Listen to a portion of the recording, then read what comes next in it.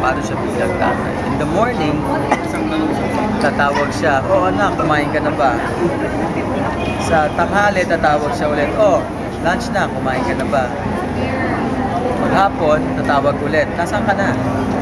Sa gabi, tatawag siya ulit, "Oh, nasa bahay na ako tulog ka na." So, with that, you would know already how he is as a father. He's such a caring father, a loving father. He's a fantastic uncle. He loves my children so much. He's a great grandfather. So meron pong isang bagay na hindi niyo makakalimutan about your dad. Ano po yun? so selfless.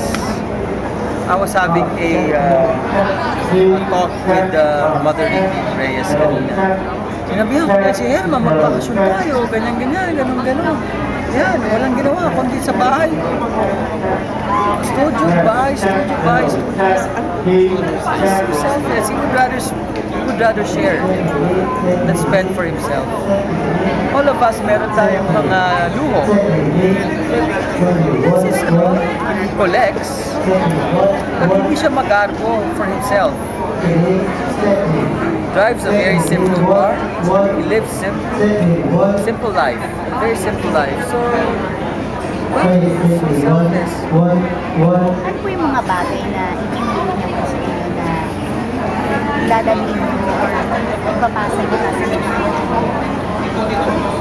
Loyalty, which he's so known for, and pakikisama, which is also known for.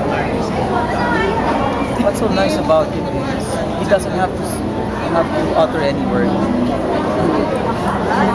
His actions will speak for itself. Sir, yung time na dala niyo po sa hospital, paano niyo po hinarap yung situation? Of course, last year was a tough one. It was brought in parang second day pa lang ng year. Paano niyo po hinarap yung situation? Well,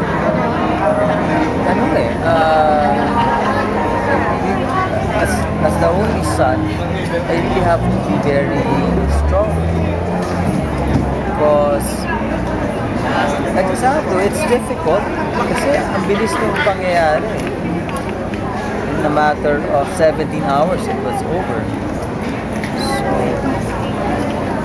I really had to be tough. In those 17 hours, what was your prayer? Ano yung tumatakbo sa isip? Just kept on praying. Just kept on praying. Kept on telling him, fight, fight, fight.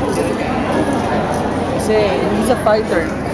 It's so ironic because the night before he was brought to the hospital, we were in the hospital for a regular checkup. So, just imagine, di ba?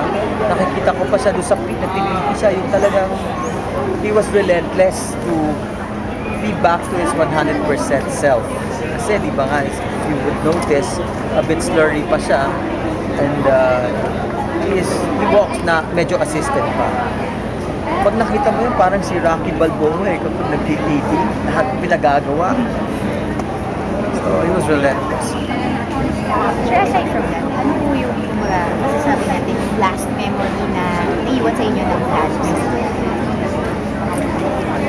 He's such a caring person. He cares for everybody. He cares for everybody.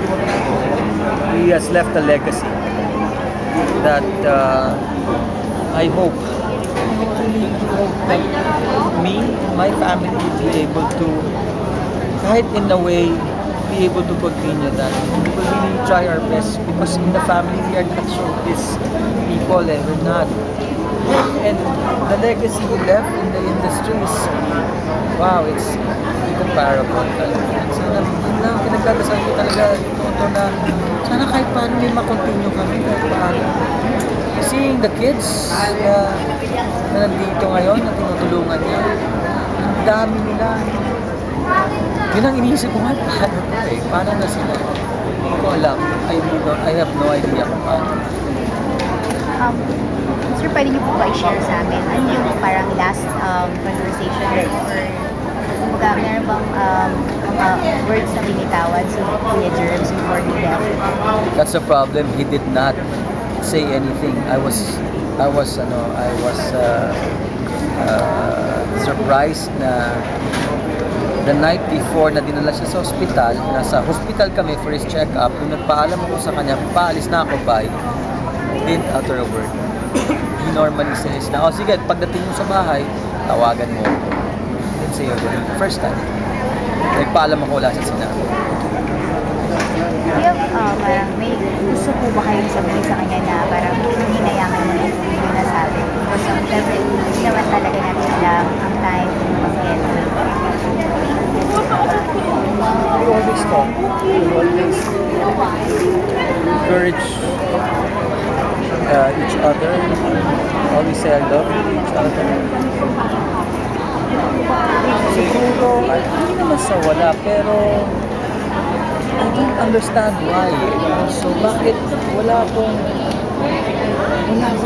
yung parang dapat nasabi ko sa ganito, I'm sorry, I don't know why. And iniisip ko baka mali ba yun o tama? I really don't think of anything.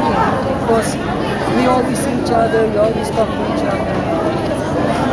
He takes care of me and I take care of him. Ganun kami dalawa. If you have any message for him, That it was a job well done. It was a job well done talaga. He touched so many people's lives. So many people's lives. He's a great man. Salamat.